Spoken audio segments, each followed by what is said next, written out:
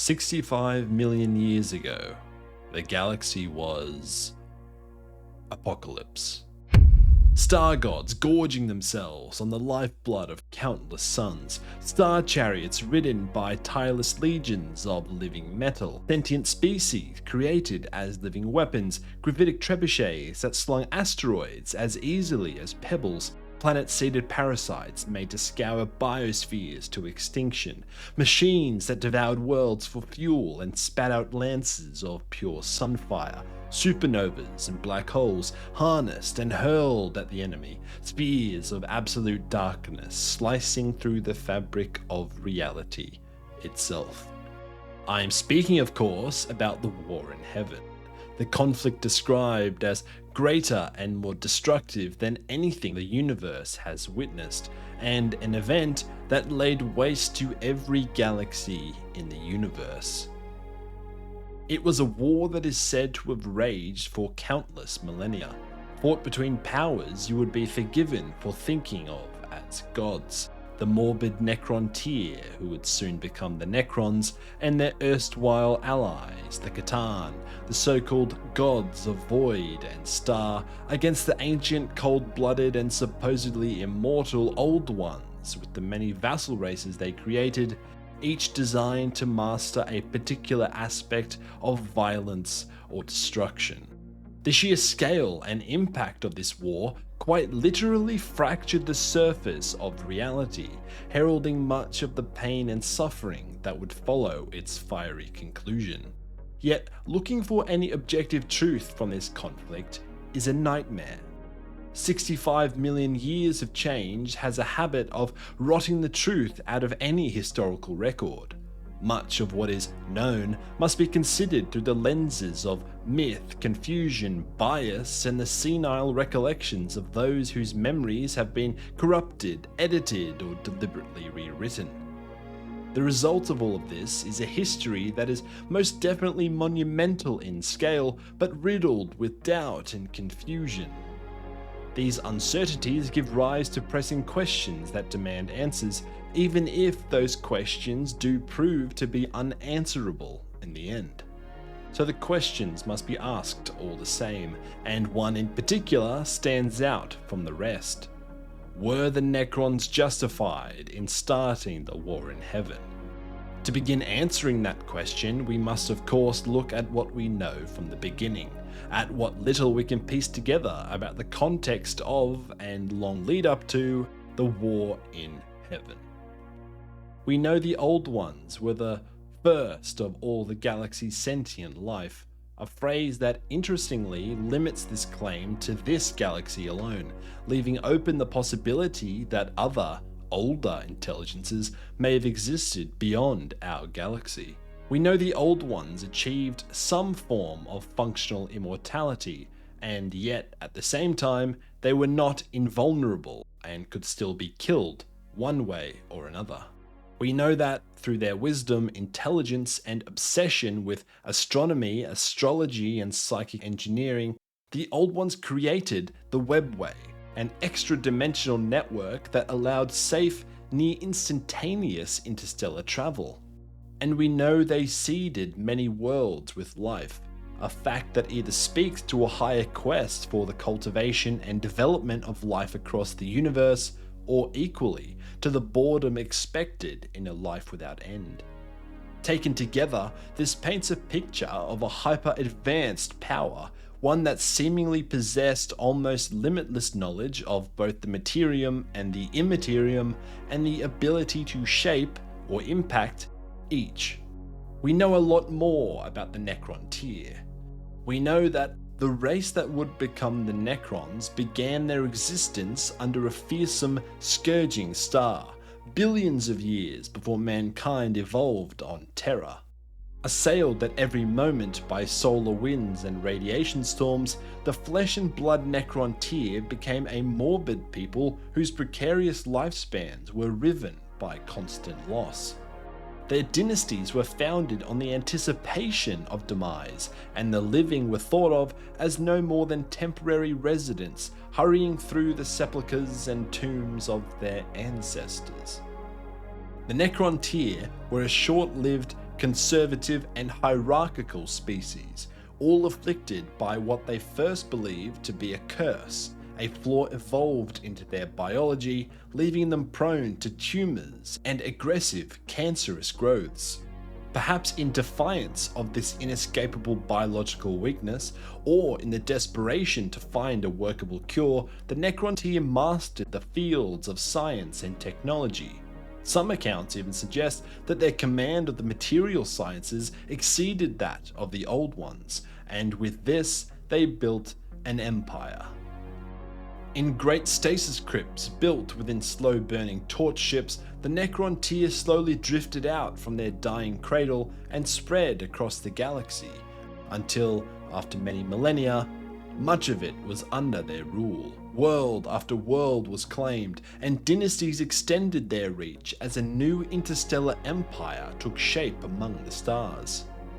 Yet, as their territory grew, the unity and drive that had once fueled their expansion began to erode. Curiosity and ambition quickly turned to jealousy and paranoia. Ancient rivalries resurfaced, and bitter wars were raged as entire realms fought to win independence from the Empire. All the while, in the background, lingered the haunting truth of their condition. A condition that even their mastery of the sciences could not cure. Their short lives, the defect evolved into them by their sickly birth star, ensured that every Necrontyr ruler governed with the reality of quickly approaching death. The hunger for power and influence intensified accordingly, and each dynasty scrambled to secure legacy or permanence in a civilization where both outcomes were biologically incompatible.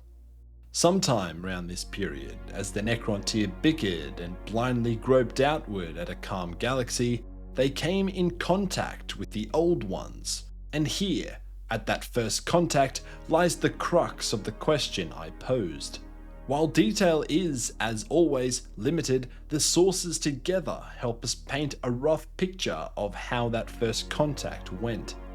Most accounts suggest there was some form of sustained contact between the two civilizations, long enough at the very least for knowledge of the Old Ones to fester into a burning hatred in the Necrontyr, which ate at them spiritually as much as their hideous cancers consumed them physically, and long enough for the Triarch, the ruling Necrontyr Council, to inform the fractured secessionist dynasties of the new race they had encountered. The various Necron codexes provide a few reasons for this burning hatred. First, there was the matter of primacy. The Old Ones' truly ancient heritage, coupled with their immeasurably swifter and cleaner exploration and colonization of the galaxy, enabled in no small part by the Webway, ignited a real sense of resentment within the Necrontyr. The Necrontyr had, after all, clawed their way outward from their poisoned homeworld through sheer technological will, expanding into the galaxy over what can only be assumed to be ages. Now they were confronted by a civilization that seemed to have mastered reality comparatively quickly and with ease. Resentment, then, was inevitable. So too was the creeping sense of inferiority, which leads me to the next point. Cultural contrast. The Old Ones appeared unified, patient, and guided by long-term purpose. The Necrontyr, in comparison, were warlike, mercurial, morbid folk, the petty rulers of a quarrelsome and fractious society. The Necrontyr's comparatively primitive society undoubtedly bred a sense of societal humiliation, and humiliation, left to fester, curdles easily into hatred. Lastly, and most famously, there was jealousy, and it was not jealousy solely brought about by either of the previous points. The Old Ones had achieved, or simply naturally possessed, eternal life. The Necrontyr did not. Why should one race be granted such long lives while their own were cut so cruelly short? For a civilization defined by painful, premature, and ignoble death, the existence of a unified, healthy, and ageless species was disgustingly unfair. And it is this point on immortal jealousy that really matters most, not only because it appears consistently across multiple accounts, but because it demands a careful distinction. For as 5th edition states, the Necrontyr had ever rankled at the Old One's refusal to share the secrets of eternal life. Is this true? Did the Necrontyr in fact ask for eternal life and were denied? Or were they simply jealous and bitter of those who possessed it? Was it the case that a diseased species, ravaged by horrific cancers and generational collapse, was turned away by a hyper-intelligent, supposedly benevolent power known for cultivating and uplifting life? A power that decided to draw the line here and leave the Necrontyr to their devices? Or were the Necrontyr offered something less, a cure for their condition, material medicine, but not eternal life, and found it insulting, unwilling to accept anything short of true immortality or anything less than a boon that would finally sate their jealousy?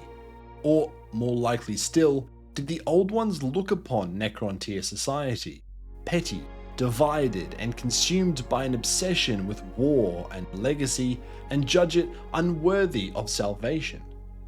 Did the Old Ones potentially foresee what eternal life placed in such hands might unleash upon the galaxy, and by extension, the more peace-inclined among the Old Ones' vassal races? I don't know. We can't know, but the implications change dramatically depending on the answer.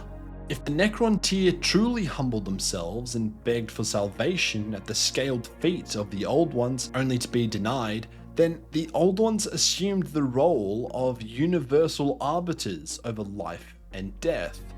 Who gave them that authority? How dare they withhold a cure from a dying man?